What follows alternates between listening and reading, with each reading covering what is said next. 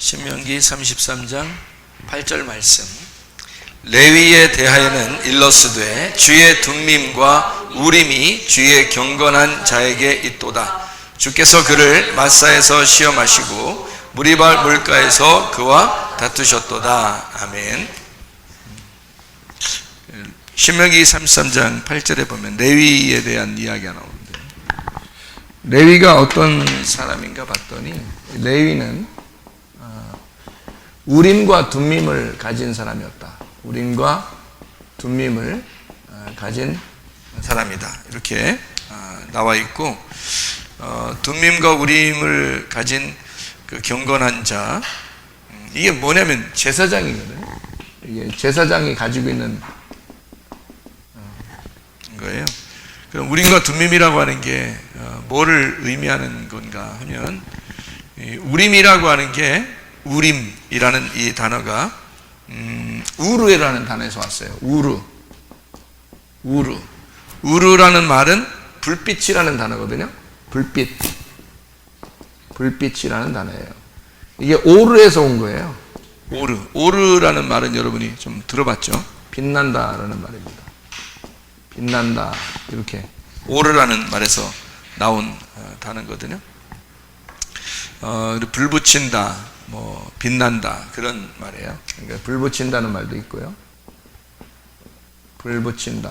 그러니까 불 붙는다는 말도 성경에서는 그냥 뭐 이렇게 막 불 이런 의미가 아니고, 하나님이 이스라엘 백성들하고 이렇게 만나려고 할 때, 또 모세하고 이렇게 만나려고 할 때 그 불 같이 이렇게 떨기나무 가운데 이렇게 불을 이렇게 붙이잖아요. 불 붙이는 거, 이런 거를 이제 오르라고 이렇게 이야기를 해요. 불 붙이는 거를. 그러니까 불 붙는다. 성령의 그 역사를 사도행전 2장에 보면 성령의 역사가 어떻게 해요? 성령 역사가 불의 혀같이 갈라지면서 나타나죠. 그게 이제 이런 의미로 보이는 거거든요. 그래서 불이라고 이렇게 얘기하는 거고, 그러니까 불이다 혹은 빛이다 이렇게 할 때, 말씀이 빛이다 이럴 때도 불덩어리예요. 그게 이제 빛이라는 거죠. 그러면 빛이라고 하는 거는 뭐를 할 때 불덩어리가 나오고 뭐 할 때 빛이 나와요? 불은 뭐 할 때 쓰는 거지? 불은 뭐 해요? 요리 뭐 이런 식으로만 얘기하지 말고, 불은 요리할 때도 쓰지만 사실은 뭘 태우는데 쓰는 게 불이에요. 그러니까 불이라고 하는 어떤 의미는 태운다 이렇게 보일 수 있고요. 그 다음에 빛이라고 할 때는 불을 이제 빛이 이렇게, 왜 등불도 이렇게 켜면은 밤에 이렇게 환하잖아요, 그죠? 비친다, 빛이라는 것이 될 수 있어요. 그러니까 태운다는 말도 되고 비친다는 말도 되죠. 그러니까 태운다는 말은 태우면은 어떻게 돼요? 태우면 다 재가 되고 이렇게, 그러면 지저분한 것도 막 태워버리면 어떻게 깨끗해지죠, 그죠? 그래서 이거는 소각한다는 말이죠. 소각한다, 태운다, 소각한다. 이거를 다른 말로 말하면은 심판이라고 볼 수 있어요. 그래서 불이 임할 때는 심판이 같이 와요. 그러니까 회개하는 것도, 회개하는 거는 막 회개할 때 여러분 막 기쁘게 막 이렇게 회개하는 사람 봤어요? 그런 게 안 하죠. 회개할 때는 막 운다고요. 왜 울어요? 가슴이 너무 아프기 때문에 그렇죠, 그죠? 그러니까 이게 태우기 때문에, 이게 심판이기 때문에 그래요. 그 불을 받았다, 이게 회개가 된다는 말은 이게 불을 받았다, 그런 의미예요. 그래서 소각하고 심판한다, 그런 의미가 되죠. 그럼 빛이라고 하는 것은 어디에 빛을 비추죠? 빛이라고 하는 거는 어디에 빛을 비춰요? 어둠에 빛을 비춰요. 어둠에 빛을 비춰요. 그러니까 만약에 빛이 계속 있다면, 빛이 이렇게 있으면 뭐 등불 하나 들고 있거나 촛불을 켜거나 의미가 없죠. 자동차도 밤에 불을 켜지, 불 켜고 다니지, 낮에 불 켜면 보여요? 의미 없어요. 그냥 다른 거를 내가 보려고 자동차에 불 켜는 거 아니잖아요. 그러니까 뭐 나 자동차 간다 이렇게 해서 불을 켜놓는 경우는 있지만 다른 거를 보려고 이렇게 자동차 불 켜고 그런 건 아니란 말이에요. 그러니까 밤에는 대신에 불을 꼭 켜야 되죠. 왜냐하면 밤에 어두우니까 빛을 비춘단 말이에요. 그러니까 어둠에 필요한 것이 빛이라는 얘기고, 그다음에 뭔가 이렇게 더럽고 뭘 태워야 된다 할 때 그때는 이제 불이 필요한 거죠. 그래서 불이나 빛이라고 하는 것이 같이 쓰여 있는 말이 우림입니다. 그러니까 이거는 남성 복수예요. 그러니까 이렇게도 쓰이고 저렇게도 쓰이는 것인데 그게 이게 어떤 그 불 태우는 거, 그다음에 빛을 비추는 건데 이게 복수를 의미해요. 같이 여러 개를 이렇게 같이 남성 복수를 말하는데 이렇게 한 가지가 아니고 여러 가지로 이렇게 설명을 해놓는, 그러니까 불과 빛으로 설명하는 것이 우림이라는 단어예요. 툼림이라는 단어가 있는데 이 툼림이라는 단어가요, 이게 투밈이라는 단어예요. 투밈이라는 이 단어는 어떤 완전이라는 단어거든요. 완전 좋아. 완전이에요. 이게 투밈. 이게 톰에서 나온 단어인데 톰이라는 건데요. 이게 완전함이라는 말입니다. 그러니까 하나님 앞에 제사를 드릴 때 뭔가 부족한 게 있으면 하나님이 받지 않죠. 그러니까 완전한 것을 하나님 앞에 드려야 되겠죠. 그래서 톰이라는 말로 쓰는데 이게 타맘에서 나온 단어인데요. 이 타맘이라는 단어는 이게 완성하다라는 단어예요. 완성하다. 그러니까 예를 들어서 뭐 예수님이 십자가 못 박혀 돌아가시면 다 이루죠. 다 이루는 걸 타맘이라고도 할 수 있는 거예요. 그러니까 다 이루었다, 다 완성했다, 다 완전하게 되었다, 이제 그런 의미거든요. 그러면 우림과 둠밈이라는 것이 같이 있으면 말이에요, 요게 함께 둠밈과 우림이라고 그러죠. 둠밈과 우림. 그러면 이 둠밈과 우림을 같이 놓으면 어떻게 될까요? 어떻게 돼요? 이게 말을 이렇게 만들어 버리면 완전한 빛이 되는 거죠. 완전한 빛이 되는 거예요. 그러니까 뭔가 이렇게 판결하게 될 때, 하나님이 뭔가 이렇게 판결하게 될 때는요, 뭔가 어둠이 있고 빛이 있는 것을 구분해야 되니까 완전하게 구분을 해야 되겠죠. 그죠? 그러니까 이거를 어설프게 구분하면 안 되겠죠. 히브리서 4장 12절에 하나님께서 이 말씀을 우리에게 주시는데 그 말씀은 살아있고 운동력이 있어 좌우의 날선 어떤 검보다도 예리해서 혼과 영과 이 관절과 골수를 막 찔러 쪼갠대요. 그러니까 얼마나 세밀하게 쪼개는 거예요. 혼하고 영을 딱 나누고 관절하고 골수를 딱 나눈대요. 그게 이 하나님 말씀이라는 예리한 말씀인데, 그러다 보니까 이게 해야 되겠죠. 이게 정확해야 되니까 완전한 빛이 돼야 된다는 거죠. 그러니까 완전한 빛이 우리에게 임해서 완전히 판결하게 될 때 정확하게 판결하는 사람, 그 사람을 제사장, 레위라 그래요. 이 레위라는 사람은, 그러니까 레위가 뭐냐면요, 이 연합이라는 단어예요. 연합, 결합, 이게 하나됨, 이게 레위거든요.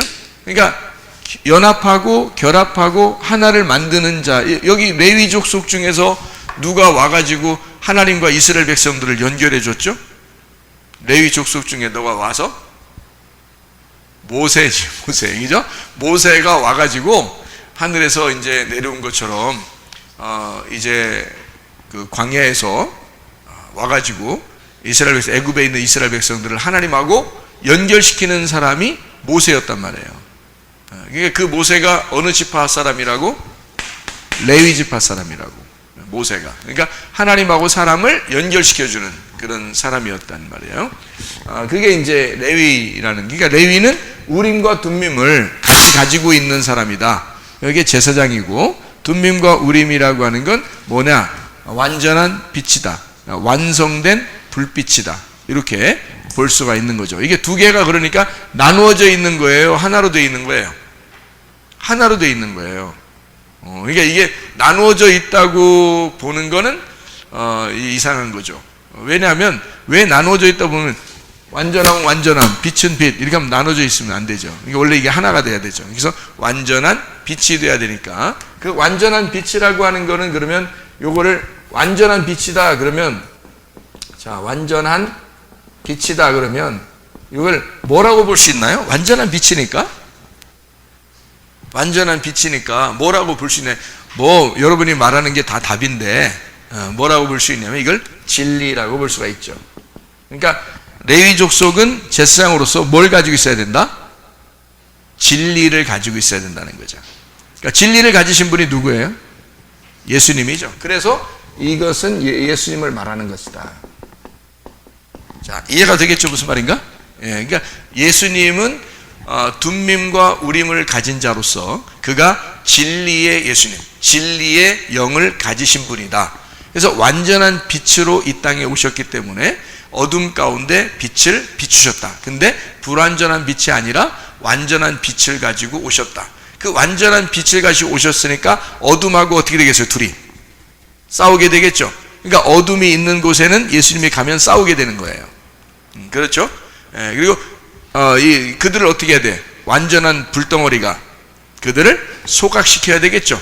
소각시켜야 되니까 어떻게 해? 그거를 태워버려야죠. 그럼 태우면 어떻게 되지? 죽는 거죠. 그러니까 예수님은 와가지고 뭐 살리러 오신 거예요? 죽이러 오신 거예요? 죽이러 오셨다는 말이 맞는 거죠.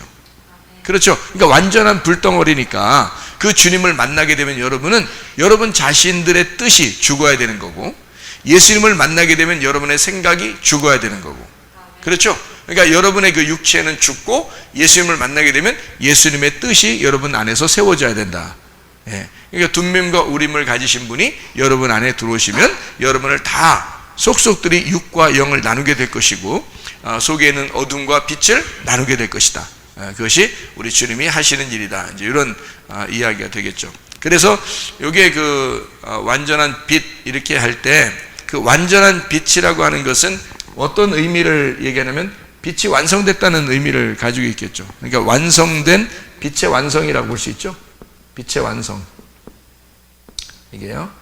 이게 진리의 성령입니다. 진리의 성령. 이게 빛의 완성이에요. 이게 우림과 둠밈에 대한 우리에게 소개해주는 그런 내용인데요. 이 빛들이 그러니까 빛들이 다 이루어졌다. 그러면 이제 이거를 뭐라고 그러냐면 창조의 완성이라고 그러죠. 창조의 완성. 그러니까 영원히 아침이 되었다 그 말이에요. 그러니까 7일날 안식이 끝나잖아요. 창조가 6일날까지 하고 그 다음에 7일날 안식이 되거든. 그러면 창조가 이제 끝나는 거야. 그래서 안식하게 됐다는 말은 영원히 어떻게 됐단 말이에요? 아침이 되었다 그 말이에요. 그러니까 영원한 빛이 되었다 그 말이죠. 그러니까 이게 아침이에요. 아침만 계속 있다. 원래 6째 날까지는 저녁이 되면 아침이 돼서 첫째 날, 저녁이 되면 아침이 돼서 둘째 날 이렇게 되잖아요. 그런데 이것이 이제 안식일 날 되면은 저녁이 되면 아침이 되는 게 없어요. 그냥 아침으로 하루가 그냥 되는 거예요. 영원히 안식인 거지. 그게 아침인 거죠. 이렇게. 이거를 부활의 아침이다 이렇게 볼 수 있는 거죠. 그죠? 부활의 아침이다. 그래서 계속 아침이 계속된다. 이거를 안식이라고 이야기할 수가 있는 거죠. 빛이 이루어지고 완성됐다는 말은 빛이 충만하다는 말이죠. 빛이 충만하다 이렇게 볼 수 있죠. 그러니까 이 빛의 완성이라고 하는 이 빛이 충만하다 그러니까 빛이 어떻게 해요? 내 속에서 점점 더 많아졌다 이 말이죠. 그러니까 번성한다. 빛의 번성이다. 빛이 번성한다. 이렇게도 볼 수가 있겠죠.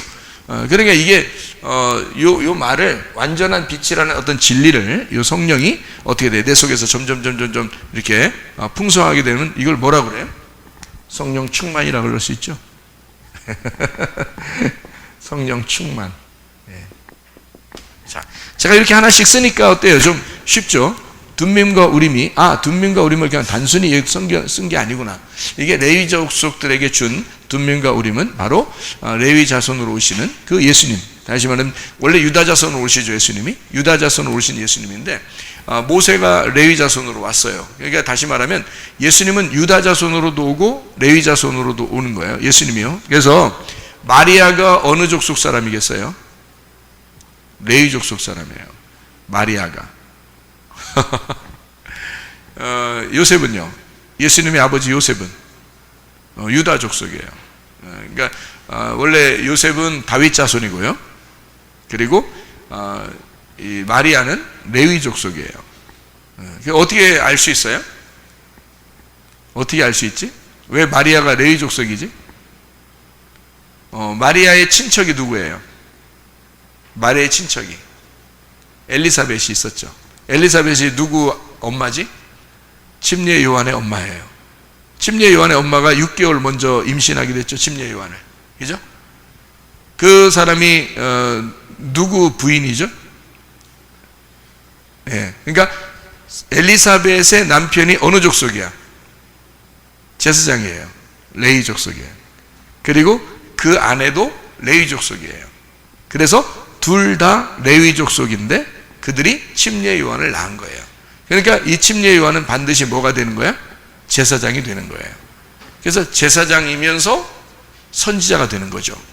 무슨 말인지 알겠죠? 그러니까 예수님이 나오기 전에 왕이면서 제사장이면서 선지자가 있는데 그가 누구냐면 침례 요한인 거예요. 그래서 모든 사람은 침례 요한한테 갔단 말이에요. 그런데 이 침례 요한이 어떻게 돼? 예수님이 딱 나오시면 자기는 어떻게 돼? 죽어야 되겠죠. 그래서 목이 잘려서 침례 요한은 죽고 이게 예수님이 되는 거예요. 왕이면서 제사장이면서 선지자의 일을 예수님이 다 이어받는 거예요. 예수님은 어느 족속 사람이라고요? 예수님은 유다 족속하고 레위 족속의 예수님이다. 특별히 마리아의 뱃속에서 나왔죠. 아빠하고는 상관없죠. 그러니까 레위 족속에 가까운 거죠. 그러니까 레위 족속이 우림과 둠밈을 가진 제사장으로 영원히 완전한 빛을 가진 진리의 제사장으로 우리에게 오신다. 그런 말입니다. 이게 이제 누구를 말하는 거라고? 예수님을 말하는 거라고. 그러면 그 우림과 둠밈을 완전한 빛이라고 하니까 이것이 뭐라고? 진리라고요. 이 진리라고 하는 것이 빛의 완성이고 빛의 충만함, 번성함이니까 이걸 성령의 충만함이라고 그런다. 그러면 요 자체를 완전한 빛이라고 하는 이 빛이라고 하는 요걸 있잖아요. 빛이라고 하는 요거를 뭐라고 표현할 수 있는 건가요? 그럼 여기서는 뭐라고 표현할 수 있나요? 여기서 지금 뭐라고 했어요? 완전한 빛, 빛의 충만함, 요걸 성령 충만이라 했으니까 뭐라고 했어요? 빛을 뭐라고 표현해도 되는 거예요? 빛을 뭐라고 해도 돼? 성령이라고 해도 되겠죠? 네. 어려워? 어렵지 않죠? 어려운 표정들을 지면 안 돼. 어려운 표정들을 지면 목사님이 내가 말하는 게 좀 어렵나? 이런 생각이 들 거 아니에요. 여러분이 좀 쉬운 표정을 줘야 그래도 목사님이 쉽게 하는구나. 쉽게 얘기하는 건데 목사님이 일부러 어렵게 얘기하는 것처럼 그렇게 표정들을 지면 어떻게 해? 목사님이 쉽게 얘기하는 건데, 그죠? 그러니까 빛은 뭐예요? 성령과 같은 거죠. 그러면 요한복음 1장에 예수님이 자기는 말씀이다 그래요. 말씀인데 뭘로 임하셨다? 빛으로 임하셨다. 그 빛은 사람들에게 생명을 가져오는 것이다. 그러니까 이 빛은 곧 생명이고 이 빛은 말씀이고 이 빛은 생명이고 성령이고 빛이고 이 빛은 생명을 가지고 말씀을 가지고 그리고 말씀이 생명이신데 빛으로 임하셨다. 그러죠. 그러니까 이게 지금 같은 얘기 아니에요. 그죠? 빛인데 생명을 가졌는데 그게 말씀이야. 그게 성령님이라고. 그러니까 여기 이 말씀인 성령이 빛인데 그러면 그 빛을 받으면 어떻게 돼요? 어둠은 빛을 영접하면 하나님의 자녀가 되겠죠. 그러면 성령을 가진 자만 하나님의 자녀죠. 그러면 생명이 있는 자만 하나님의 자녀란 얘기고, 그럼 아직 사망이 있는 사람은 하나님의 자녀가 아니란 얘기고, 말씀이 있는 자가 하나님의 자녀란 얘기죠. 그죠? 그러니까 이것을 영접하면 하나님의 자녀가 된다는 얘기예요. 그렇죠? 말씀을 가진 자 하나님의 자녀가 된다. 이렇게 볼 수가 있는 거죠. 그러면 하나님의 자녀를 가진 이 빛이죠. 이게 빛이 우리에게 불로 표현하기도 하고 빛으로 표현하기도 한다.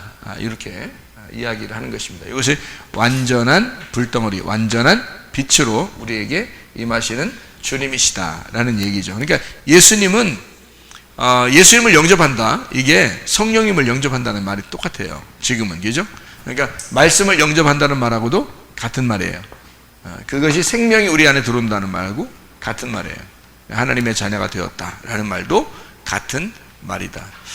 자, 우리 이제 이것을 성경을 두 가지로 몇 가지씩 한번 보고 마치도록 그렇게 하겠습니다. 열왕기상 7장 21절, 열왕기상 7장 21절, 7장 21절을 보면 뭐라고 되어 있냐면 이렇게 되어 있어요.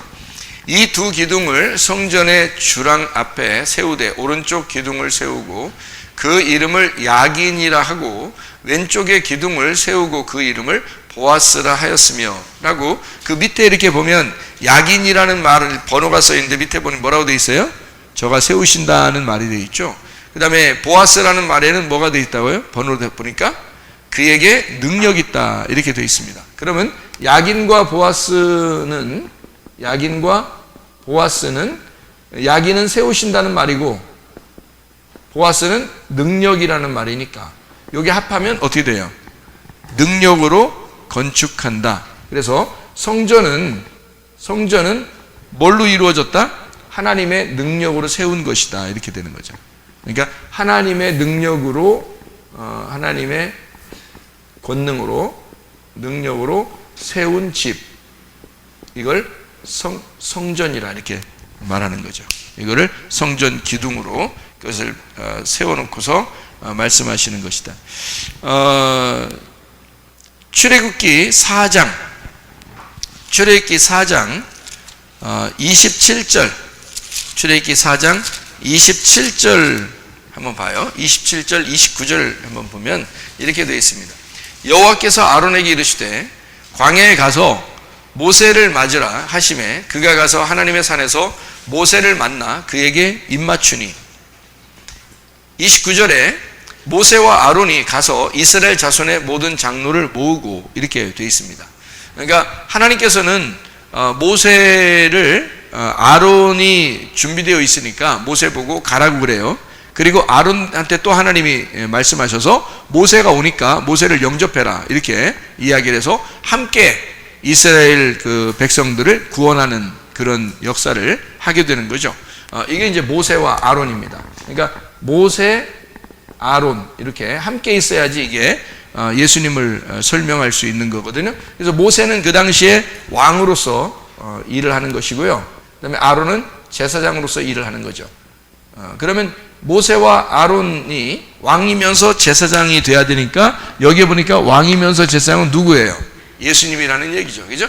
그래서 예수님을 제사장으로 우리에게 소개하고 있는 그런 장면입니다. 그러니까 모세와 아론은 둘이 따로 떨어져서 일할 수 있는 게 아니에요.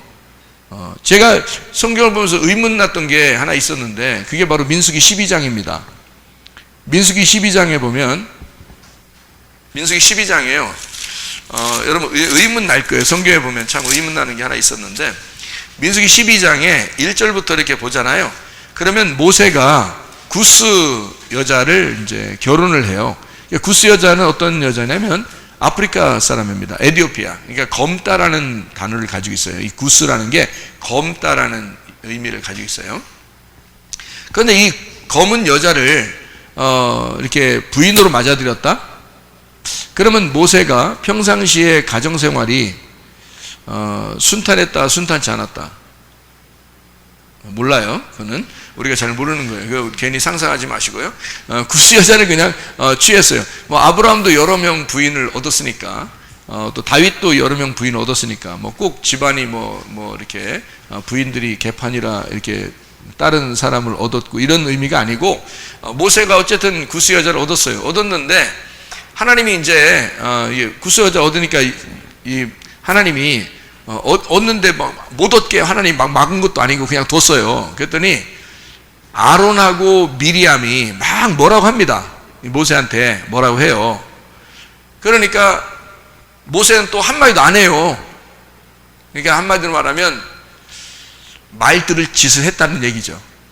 말 들을 짓을 했다는 거예요. 그러니까 모세가 아마 자기도 할 말이 있었으면 얘기를 했겠지. 니네 왜 그래? 뭐 이런 얘기도 했겠지. 근데 모세는 얘기를 못하니까 원래 또 말을 또 잘 못하고, 그러니까 말도 이렇게 좀 우둔하고, 이제 성경적으로 보면 모세는 말을 우둔하고 아론은 말을 참 잘했다, 그렇게 이야기를 했거든요. 그러니까 말을 이제 못하고 이렇게 있으니까 누가 변호사로 나선 거예요. 그래서 민수기 12장에 보면 하나님이 변호사로 나서요. 그리고 뭐라고 얘기하냐면, 야, 니네가 뭔데 모세한테 그래요. 니네가 뭔데? 그러면 지금 여러분, 지금 목사님들한테 뭐라고 하면은, 니네 뭔데 목사한테 그래, 이렇게 하는 건 똑같은 얘기죠. 그럼 이제 그러니까 목사님들한테 무섭지, 그렇게 하기가. 목사 같지도 않은 목사들도 많은데. 자, 보세요. 목사 같지도 않은 목사들은 목사가 아니니까 진짜 목사한테는 그렇게 하면 안 되지. 근데 목사 같지 않은 목사한테는 그렇게 해도 돼. 사실은 목사도 아닌데, 어떻게 보면. 그런데 여러분, 모세는 진짜 하나님의 종이거든요. 하나님의 부르심 받고 보낸 사람이에요. 이 사람이 몇 년 동안 훈련 받았어요. 40년 동안 훈련 받았으면 누가 뭐라 그래? 누가 뭐라고 하면 하나님이 변호사로 나서는 거예요. 야, 니네가 모세를 알아? 니네가 모세를 알아? 이렇게 되는 거지. 니네가 모세를 알아? 모르지 뭐. 40년 동안 어떻게 지냈는지 어떻게 알아? 모세가 얼마나 외롭고 힘들고 그 집을 떠나 혼자 나그네 생활을 40년을 하면서 얼마나 힘들었겠어요. 그러니까 그가 그 고통 가운데, 그 고난 가운데 훈련을 받은 거예요. 그러니까 하나님은 모세를 인정하는데 사람들은 모세가 어떤지 모르는 거야. 그러니까 사람들은 막 비난해요.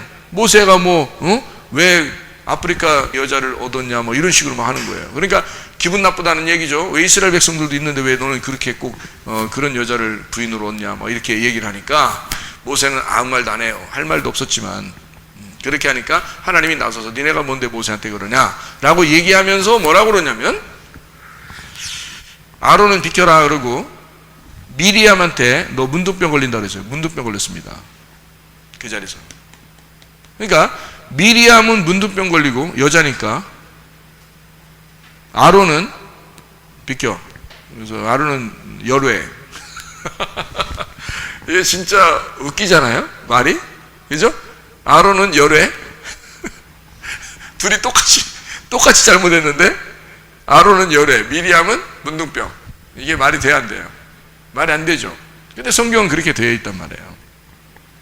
여자를 그때 당시에는 항상 무시하는 그 풍습이 있어서 그랬을까? 그렇지 않죠. 그런 게 아니라 아론이라는 사람은 누구하고 똑같아요? 모세와 같은 사람이에요. 그러니까 모세와 아론은 같이 나오는 거고 이게 한 짝이에요. 둘이. 이거는 둘이 분리가 된 게 아니고 하나가 된 거예요. 그래서 아론이 뭐라고 하는 건 괜찮은 거야. 근데 미리암은 여기에 짝이 아니잖아. 여기에 짝이 아니기 때문에 미리암은 잘못한 거예요. 둘이 하나면 괜찮은데 다른 사람이 뭐라고 하면 그건 잘못된 거라는 거지. 예를 들어서 남편과 아내가 둘이 결혼했잖아요. 그러면은 부인이 남편한테 좀 뭐라고 할 수도 있고 남편이 부인한테 좀 뭐라고 할 수도 있잖아. 그런데 다른 여자가 자기 남편한테 뭐라고 하면 돼, 안 돼? 안 된대. 저기서 안 된대. 안 된대. 저쪽에서도 자기 남편한테 다른 여자가 뭐라고 하면 안 된대.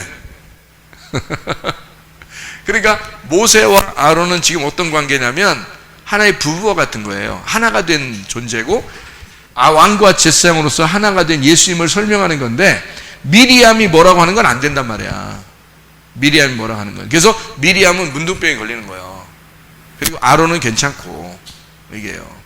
이것 때문에 그런 거예요. 그러니까 하나의 짝이기 때문에 그렇습니다. 예수님을 소개할 때 성경에서 이렇게 같이 소개하기 때문에 그런 일들을 하는 거죠. 그래서 모세와 아론을 두 감람나무라고도 해요.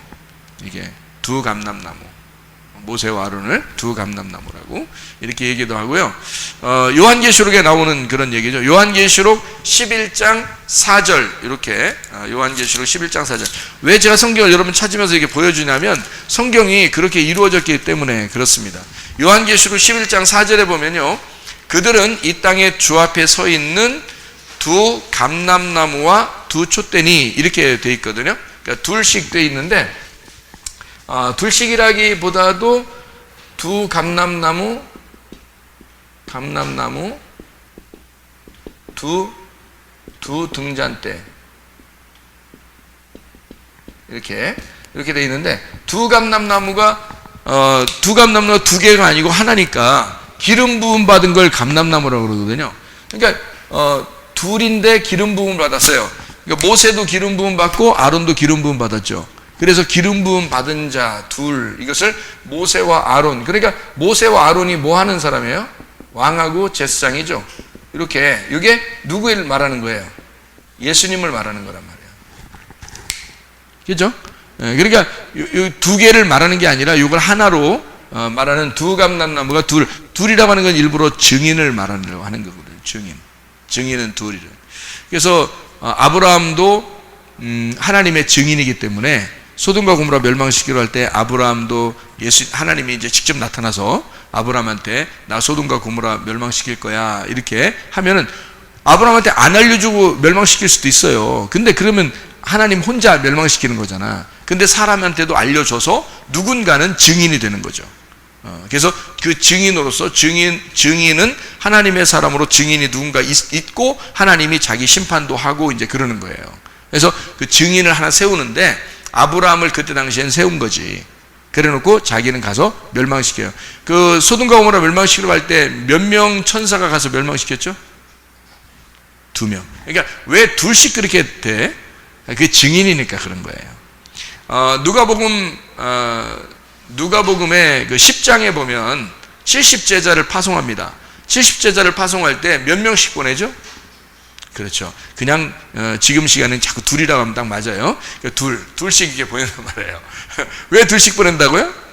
증인이니까. 사도행전 1장 8절에 보면 예루살렘과 온 유대와 사마리아 땅까지로 너희가 내 증인이 될 것이다. 증인, 그죠? 증인 항상 이렇게 승리하면서 나가는 거예요. 그래서 승리하면서 사진도 찍고 이렇게 승리하면서 나가는 거예요. 이렇게 증인은 어떤 사람이 어떻게 될 때 성령이 너에게 임하시면 너희가 권능을 받고 이렇게 예루살렘과 온 유대와 사마리아 땅까지로 너희가 내 증인 된다 할 때 그 증인은 한 사람이 아니라 둘이 돼야 돼요.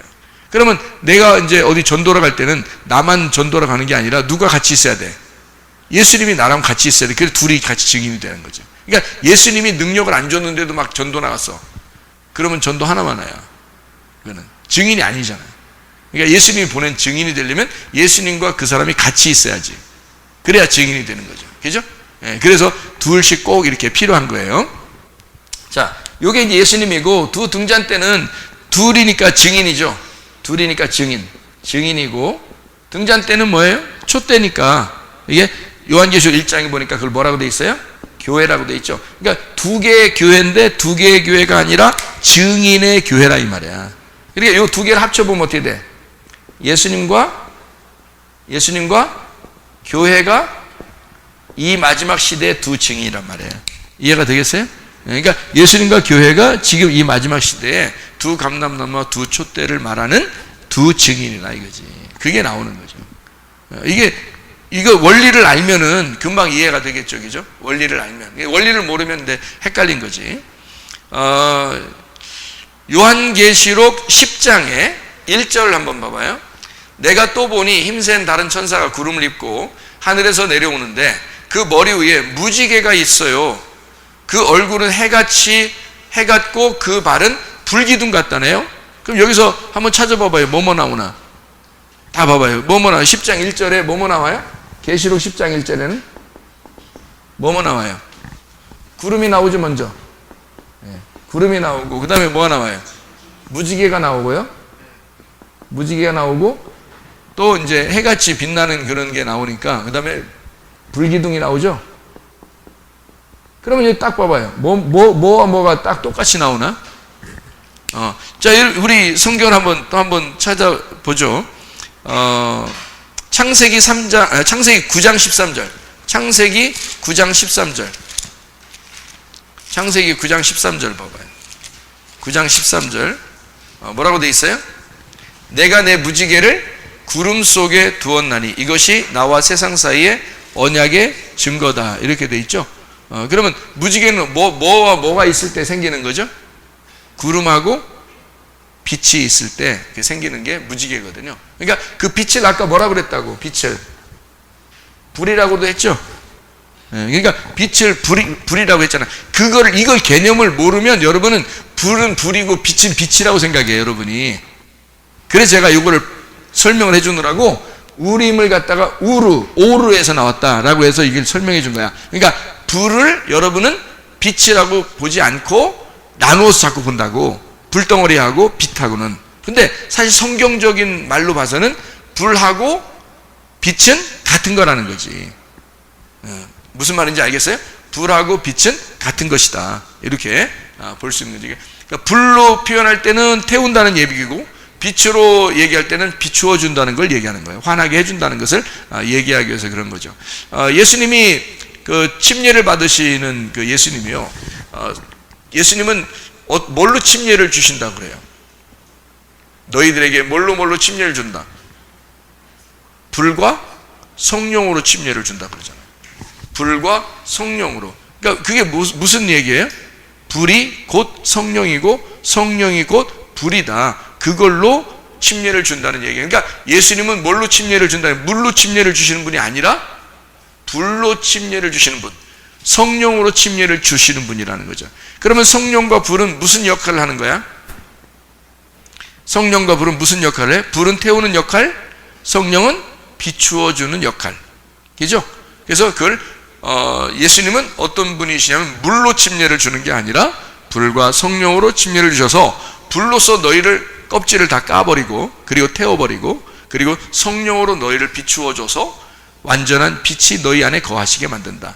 이게 이제 성령의 침례를 우리에게 주신다는 그런 얘기거든요. 예수님이 그렇게 주신다 하는 얘기예요. 그러니까 이런 내용들을 우리가 이제 보면 이해가 되겠죠. 그래서 구름 속에 무지개를 두었다. 그러니까 구름과 불 이렇게 설명해주는, 구름과 빛 이렇게 설명해주는 얘기죠. 그러니까 요거를 같이 말하면은 우림과 둠밈이죠. 둠밈과 우림이란 말이에요. 그래서 우림과 둠밈을 같이 이렇게 표현하는 거죠. 완전한 어떤 빛, 완전한 불빛 이렇게 표현하는 그게 무지개란 말이에요.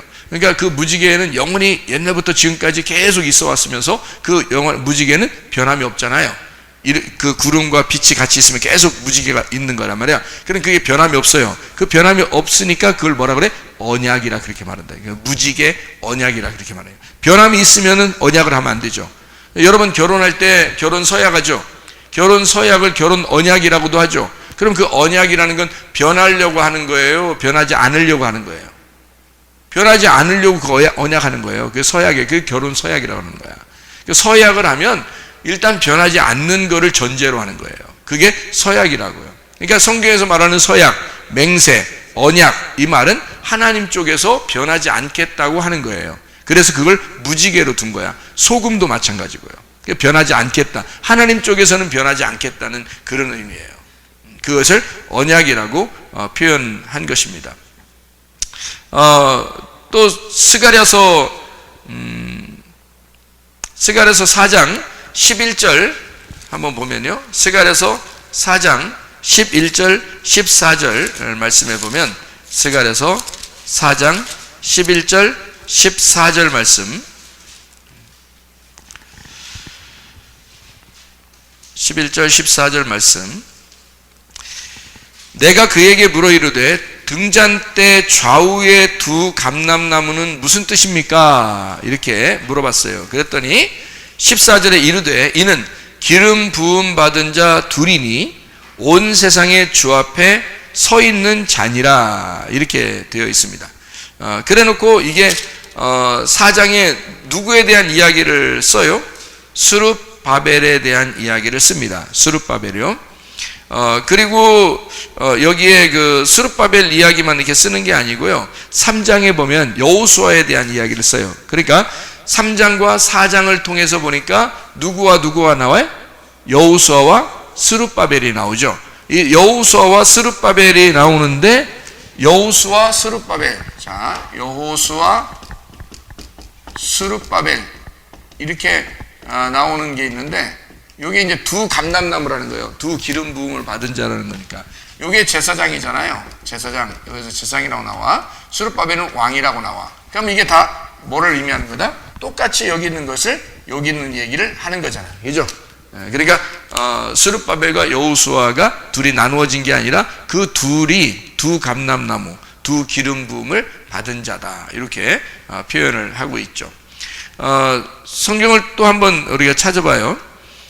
그 출애굽기 40장 38절 말씀. 출애굽기 40장 38절 말씀. 출애굽기 40장 38절 보니까 낮에는 여호와의 구름이 성막 뒤에 있고 밤에는 불이 그 구름 가운데에 있음을 이스라엘 온 족속이 그 모든 행진하는 길에서 그들의 눈으로 보았더라. 이렇게 돼 있어요. 그러니까 여기 지금 낮에는 구름 기둥, 밤에는 불 기둥이 어떻게 두 개라는 거예요? 하나였다는 거예요. 하나였다는 거지. 어떻게 이루어졌다는 거예요? 구름 속에 불이 있음으로써 하나로 이루어져 있다. 그래서 구름과 불이 같이 있는 거였어. 구름과 불이 같이 있었는데 낮에는 구름으로 이렇게 나오는 거고 밤에는 불로 이렇게 나오는 거예요. 그러니까 이게 구름 속에 불이 같이 있었던 거죠. 그러면 구름이 이제 우리로 말하면 뭘로 이루어진 거예요? 구름과 불이라고 했으니까. 그러니까 이거를 또 이제 같은 내용인데 구름 기둥 불 기둥이죠. 민수기 12장을 한번 민수기 12장 5절도 한번 봐봐요. 여호와께서 구름 기둥 가운데로부터 강림하사 장막문에 서시고 아론과 미리암을 부르시는 자 그 두 사람이 나아가매. 이렇게 되어 있습니다. 구름과 불기둥, 그러니까 구름 기둥 불 기둥이라고 되어 있는데요. 요한계시 10장 1절에도 뭐뭐가 나온다고? 구름이 나오고 불기둥이 나오고 무지개가 나오잖아요. 그죠? 그러니까 무지개는 뭔가 알겠죠? 구름과 불이 같이 있으면 무지개가 나온다고. 그죠? 그래서 이걸 언약이라고 한다고요. 이게 언약, 이게 계명, 말씀, 예수님이란 말이에요.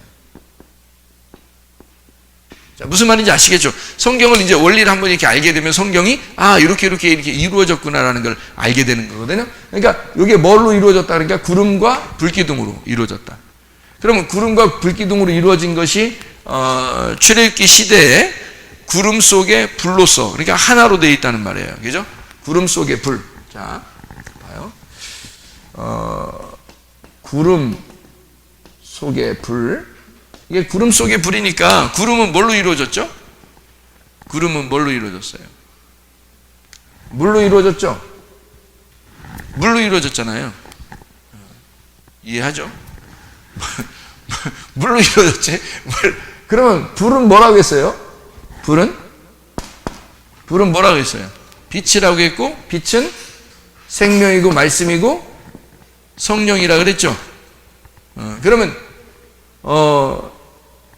구름 속에 불이니까 물과 뭐예요? 물과 성령이죠. 그럼 물과 성령으로 어떻게 되는 우리가? 요한복음 3장 5절에 보면 물과 성령으로 거듭나죠. 거듭나. 이 거듭나는 것은 어디서 태어나는 걸 거듭난다고 그래? 하늘에서 태어나는 걸 거듭난다고 그래. 하늘에서 태어나. 자, 하늘에 태어난 자가 누구예요? 이 땅에? 예수님이에요. 예수님이 하늘에 태어난 자예요. 우리는 어디서 태어난 거야? 땅에서 태어났잖아. 우리는 흙에서 땅에서 태어났잖아. 예수님은 하늘에서 태어난 거고, 우리는 땅에서 태어났고 예수님은 하늘에서 태어났지. 그래서 우리 보고 어떻게 하래? 거듭나래. 그러니까 하늘로서 다시 태어나래. 그렇죠? 하늘로 다시 태어나면 너희가 거듭나는 거야. 너희가 구원받은 거야. 비로소 네가 운명이 바뀐 거야. 우리가 땅에서 태어나면 성격들이 말이에요, 다 땅에서 유전적으로 다 내려옵니다. 그래서 집안을 다 조사하면은 척 보면 알아요. 아버지 닮았구나, 저거 엄마 닮았구나. 금방 알아요. 그러니까 그 집에서 좀 들어가서 좀만 살다 보면 금방 알아요. 애가 태어나면 아빠 닮지 않으면 엄마 닮았어. 근데 참 희한하게 반반씩 닮은 사람도 있어. 요거는 아빠 닮은데 요건 엄마 닮았어. 뭐 이런 사람도 있어요. 그러니까 참 희한하죠. 그게 어떻게 그렇게 유전적으로 내려오나 몰라. 그게 아름다운 일이에요? 안 아름다운 일이에요? 아름다운 일이에요. 왜 아름다운 일일까? 엄마 아빠를 닮아서 내려오는 게 왜 아름다운 일일까? 응? 그렇게 안 닮으면 말이에요, 문제가 생겨. 왜 문제가 생기냐면, 하나님 아버지가 우리를 다시 태어나게 했을 때, 거듭났을 때 우리는 반드시 누굴 닮게 돼 있어? 하나님 아버지를 닮게 돼 있는데, 만약에 이 땅에서 여러분이 태어났는데 유전적으로 엄마 아빠를 안 닮으면 우리가 다시 태어나서 거듭나서 하늘로 태어났는데도 하나님 아버지를 안 닮을 수가 있어. 그럼 문제가 돼야 안 돼? 문제가 되죠. 땅에 있는 것이 매이면 하늘에서도 매이고, 하늘에서 땅에서 풀리면 하늘에서도 풀리니까 땅과 하늘은 같은 거란 말이에요. 그래서 여기에 있는 원리와 물질적인 걸 가지고 영적인 세계를 설명해 주는 거예요. 그렇기 때문에 유전적으로 반드시 이어받게 돼 있어요. 엄마 아빠 이건 분명히 안 닮았네, 얘가. 문제가 된 거야. 발가락이 닮았네, 뭐 이런 얘기도 있죠. 다른 게 하나도 안 닮, 자기 집안하고 하나도 안 닮았으니까 연구했다는 거 아니야? 그래서 발가락이 닮았네 이렇게 하고서 용납했다는 얘기 안 얘기죠? 그런 얘기도 있잖아. 그건 진짜 가슴으로 낳는 거죠. 가슴으로 사랑하는 거야. 그런 마음, 용서하는 마음으로 사랑하는 거예요. 자, 어쨌든 발가락이라도 닮아요. 발가락의 발톱이라도 닮아요. 그래서 우리가 거듭나서 하늘로 다시 태어났을 때는 하나님 아버지를 반드시 닮게 되어 있단 말이에요, 여러분. 하나님 아버지를 반드시 닮는다는 얘기는 뭘로 닮았다는 얘기예요? 예, 성령으로 위에서 태어났다는 얘기야. 하나님의 언약의 무지개로 빛이 들어가 만났다는 얘기예요.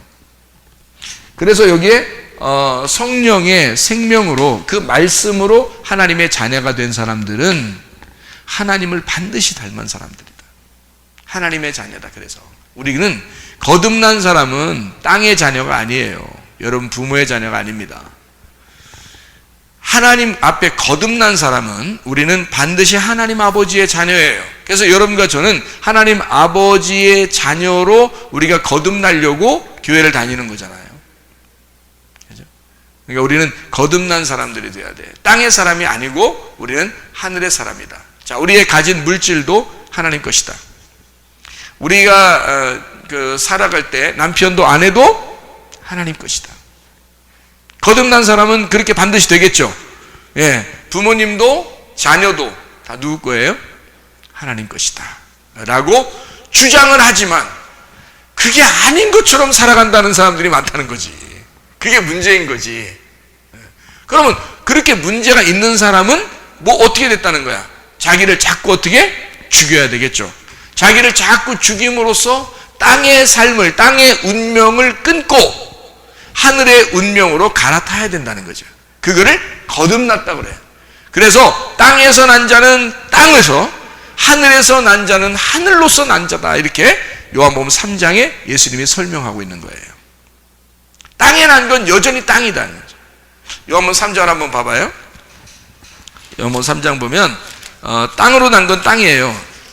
육으로 난 건 그래서 육인 거고, 영으로 난 건 반드시 영으로 되어 있습니다. 그러니까 하늘로 난 거는 하늘로 되어 있어요. 거듭난다는 말이죠. 6절에 요한복음 3장 6절 말씀, 육으로 난 것은 육이요, 영으로 난 것은 영이다. 이게 같다는 말은 틀리단 말이에요. 틀리단 말이에요. 그래서 육으로 난 건 땅의 운명이고요, 영으로 난 건 하늘의 운명이란 말이에요. 그러니까 육은 육이고 영은 영이라는 거야. 그러니까 여기서 뭐라고 그래? 7절에 거듭나야 하겠다는 말을 놀랍게 여기지 마라 이렇게 되어 있어요. 바람이 임의로 불매 내가 그 소리는 들어도 어디서 와서 어디로 가는지 알지 못하느니 성령으로 난 사람도 다 그러하다. 자, 여기서는 물이라는 걸 뺐죠. 성령으로 난 사람이라고 한 거죠. 그죠? 여기서는. 그러면 여기 요한복음 3장 5절의 말씀에는 뭐라고 되어 있다고? 뭘로 거듭나야 된다고 했다고? 물과 성령으로 거듭나야 된다고 했다고. 그러면 요한복음 3장 5절에 물과 성령으로 거듭난다는 말을 이렇게 쓴 것은, 잘 봐요, 물과 성령이라고, 성령으로 거듭난다? 그러면 이 물이 뭐라고? 육이라고. 성령은 영이라고. 육은 땅에서 있는 거라고요. 영은 하늘로서 온 거라고요. 그러니까 예수님은 지금 거듭나는 것을 어디로부터 거듭나야 된다? 다시 태어나야 된다? 하늘로서 성령으로 다시 태어나야 된다라고 얘기하는 거예요. 여러분, 땅의 운명을 그러니까 여러분이 저주하지 말란 말이에요. 땅의 운명을 저주할 필요가 없어요. 우리는 뭘로 태어나면 되니까? 하늘로서 성령으로 태어나면 되니까. 성령으로 다시 거듭나서 태어나면, 그런 거듭남이 되면, 하늘의 운명으로 갈아타면, 하늘의 사람이 돼버리면 이 세상에 있는 건 끝난 거란 말이에요. 그러니까 성경은 그걸 지금 얘기해 주고 있는 거야. 성령의 사람도 어떻게 움직인다? 바람이 임의로 부는 것처럼 자유롭게 된다는 거죠. 자유롭게 된다. 그러면 육으로 태어난 사람은 어떻게 됐다는 말이야? 자유롭지 못하고 어떻게 된다? 자유롭지 못한 거에 반대. 그게 자유롭지 못한 거니까 반대는 뭐예요? 그러니까 자유로운 거에 반대는 구속당해서 이게 뭐 구속했다, 구원했다 이런 말이 아니라 구속당했단 말이에요. 억압당했다 이거지, 그죠? 그러니까 뭔가에 매여 있는 거죠. 자, 신앙생활도 어떤 사람은 막 매여 있어. 매여서 신앙생활 한다고, 그죠? 율법적으로 신앙생활 한다고요. 그렇다고 자유라는 건 막 방종하라는 의미가 아니라겠죠? 방종이 아니야. 자기가 반드시 울타리라는, 교회라는 울타리를 거치고 성경이라는 울타리를 그 안에서 자유로워야 된다는 것을 얘기하는 거지. 어쨌든 억압된 데서 우리가 자유로워지는 것은 하나님의 성령이 우리 안에 임하시면, 하늘의 운명으로 갈아타면 사람이 자유로워진다. 근데 땅의 운명을 가진 사람들은 뭔가 억압돼 율법적인 삶을 살아간다. 그런 땅의 운명을 가진 것들은 이제 어떻게 돼야 돼? 그럼 물과 성령으로 거듭나야 되니까, 물은 땅에서, 성령은 하늘에서. 그럼 어떻게 돼? 물로 장사 지내야 되죠. 그 물로 장사 지내는 걸 침례라 그러는 거야. 그래서 그거를 죽음, 그 죽음을 반드시 경험한 자, 회개가 반드시 일어난 자가 성령으로 거듭나게 된다. 이렇게 되는 거죠. 그러니까 땅에서 완전히 죽은 자가 하늘로서 완전히 새롭게 태어난 자가 된다, 이런 말이에요. 그러니까 예수 그리스도가 언제 완전해지는 거야? 이 땅에서 십자가를 지시고 죽으시면 완전한 빛이 되는 거지. 둠밈과 우림이 되는 거죠. 완전한 빛 대신 예수 그리스도가 된다. 여러분과 제가 이 땅의 레위인으로, 그리스도인으로, 거듭난 자로, 제사장으로서 왕같은 제사장으로 살려면 둠밈과 우림을 같이 가지고 있어야 된다. 이것이 뭔가? 예수 그리스도라는 진리, 그 완전한 빛, 완성된 빛 대신 성령의 충만함을 가지고 있어야 된다. 그래야 주님의 사람이다, 이 말이에요. 기도하겠습니다. 우리 하나님 아버지, 사랑과 은혜를 감사를 드립니다. 아버지 하나님, 그리스도 예수 안에서 하나님 거룩하고 복되게 도와주시옵소서. 아버지의 성령의 충만한 사람 되게 도와주시고, 땅의 운명에서 벗어나 하늘의 운명으로 갈아타 거듭난 주의 사람들로서 우림과 둠밈이 우리의 속에 충만하고 성령 충만한 진리의 사람들로 살다가 주님 만나게 도와주시옵소서. 감사하며 예수 그리스도 존귀하신 이름 받들어 기도 올리옵나이다. 아멘.